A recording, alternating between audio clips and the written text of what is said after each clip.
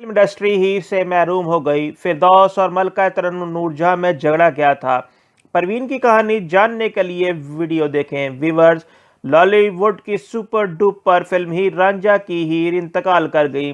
फिरदौस और मलका तरन्नुम नूरजहां में झगड़ा क्यों हुआ? गुलबर्ग की मार्केट को फिरदौस मार्केट क्यों कहा जाता है?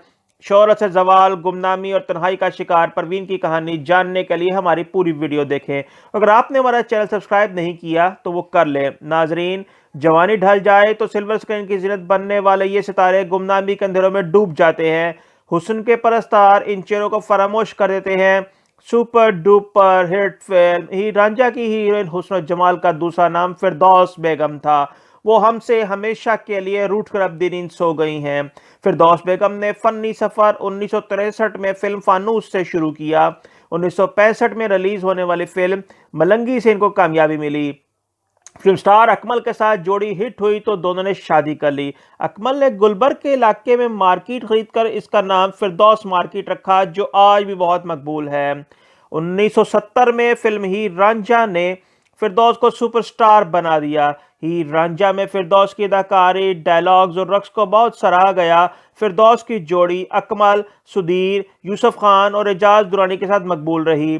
मलका तरन्नुम नूरजहां ने एजाज से शादी के बाद फिल्मी दुनिया को खैरबाद कह दिया था। इन दोनों की जिंदगी इस वक्त इख्लाफात की जद में आ गई जब फिरदौस से एजाज के ताल्लुकात की खबर आम हुई। फिल्म हीर रांझा की अक्सबंदी के दौरान दोनों एक दूसरे के करीब आ गए।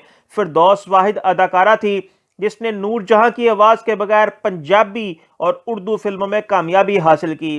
फिरदौस बेगम ने 1976 में फिल्म इंडस्ट्री को खैरबाद कह दिया, लेकिन फिर 1984 में दोबारा सिल्वर स्क्रीन पर जलवागर हुई। इन्होंने अपने फनी सफर के दौरान 170 फिल्मों में काम किया। इन्हें 3 बार बेहतरीन अदाकारा का अवार्ड मिला। ब्रेन हैमरेज होने पर अस्पताल दाखिल कराया गया था, जहां वो 2-3 रोज जेर इलाज रहीं, लेकिन जान बर ना हो सकी। मजीद वीडियोस के लिए देखते रहे नवाइद दरवेश।